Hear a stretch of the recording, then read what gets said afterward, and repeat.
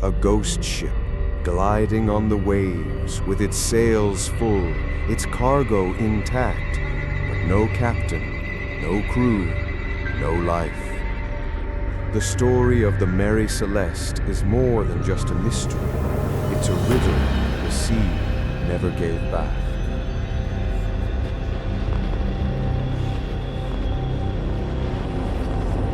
It was December 1872, the winter winds rolling across the Atlantic, when a British vessel called the Dei Gratia spotted something strange on the horizon.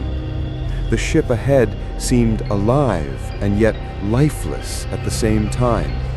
Its sails were partly torn, its course uncertain, like a drunk wanderer stumbling through the sea. At first, Captain David Morehouse of the Dei Gratia thought the vessel was in distress, maybe a storm-damaged craft on the edge of sinking. But as they approached, the name painted on the bow came into view: Mary Celeste. That name rang a bell.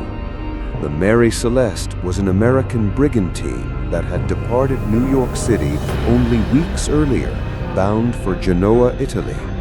She was carrying a cargo of 1,701 barrels of industrial alcohol, valuable but hazardous.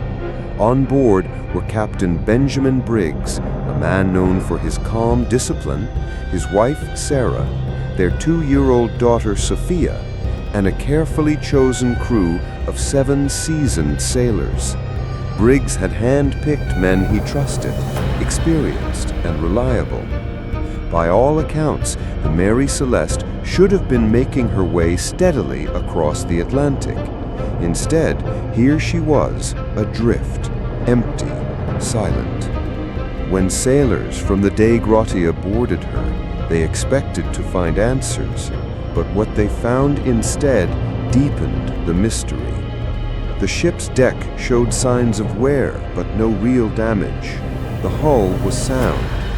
Inside, the living quarters appeared strangely undisturbed.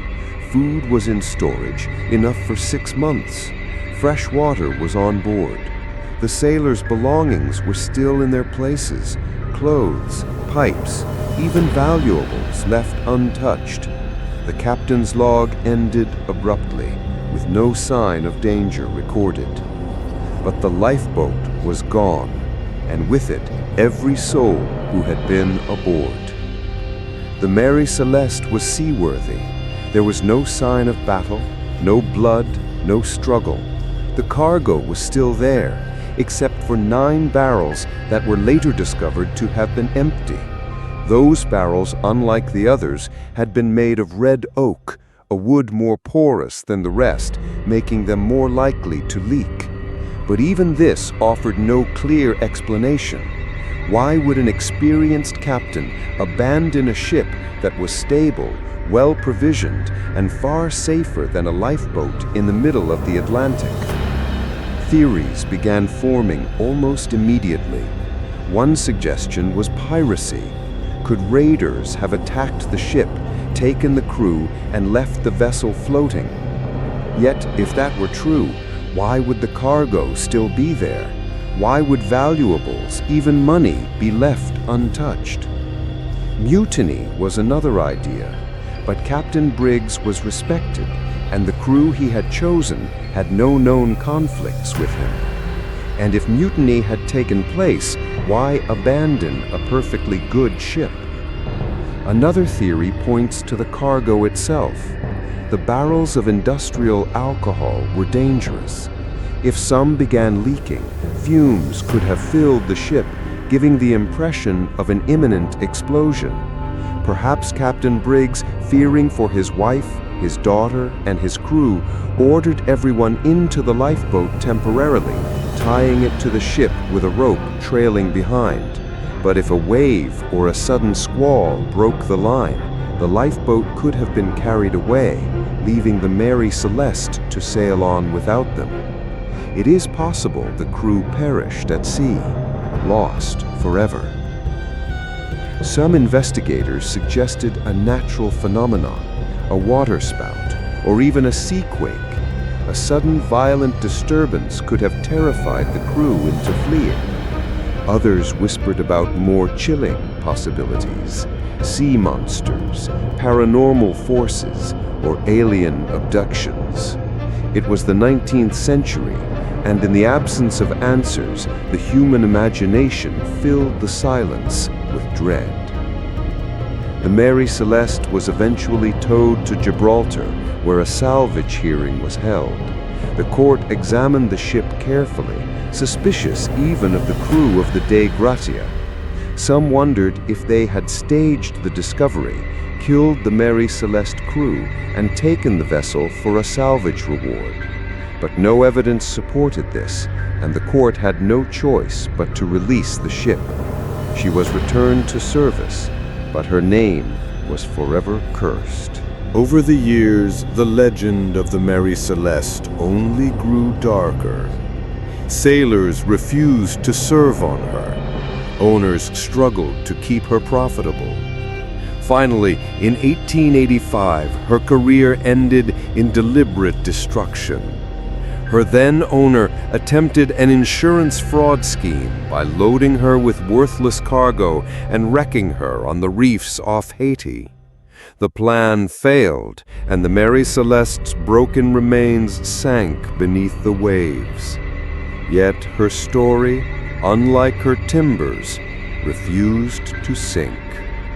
The tale of the Mary Celeste has been retold in books, newspapers, even pulp magazines, each time with new details, new speculations, new layers of myth. Some versions claim food was still laid on the table, ready to be eaten, though in truth there is no record of such a scene. Some speak of blood on the deck, of sharpened swords, of half-written notes in a captain's hand. But much of this is legend piled upon mystery. The historical record tells us only this: the Mary Celeste was found adrift, empty of life, yet full of supplies, and no one who sailed on her was ever seen again.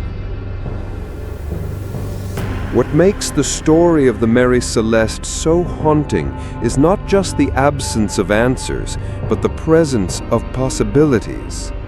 Every theory seems plausible and yet incomplete. If it was the alcohol fumes, why was there no fire? If it was a storm, why was the ship still intact? If it was mutiny, why was the cargo untouched? If it was piracy, why no sign of theft? Each solution creates more questions, and the silence of the ocean swallows every clue. To stand on her deck in 1872, as those sailors from the Dei Gratia did, must have been unsettling in ways words barely capture. A ship is a living place, filled with voices, with footsteps, with the rhythm of work and life. To walk across its planks and hear nothing, see nothing, only the endless waves and the whisper of wind, it is no wonder the Mary Celeste became a ghost ship in the minds of men. The story continues to fascinate, not just because it is unsolved, but because it taps into something deeper. The ocean is vast, merciless, and full of secrets. For every wreck discovered, there are mysteries that may never be explained. The Mary Celeste is a reminder of how fragile human life is against the scale of nature. A reminder that even in the modern age, with our technology and knowledge, there are questions that remain unanswered. The Mary Celeste's name endures as a symbol of the unknown. Her fate, whatever it was, took not just lives, but certainty itself. We are left with fragments, an abandoned ship, a missing lifeboat, a vanished crew, and we are forced to fill the void with stories, theories, and imagination. That is why the legend persists. That is why the Mary Celeste sails on, not across oceans, but across history and memory. Some mysteries sink to the ocean floor, others stay afloat forever. The Mary Celeste is one of them. Subscribe for more true crime stories like this.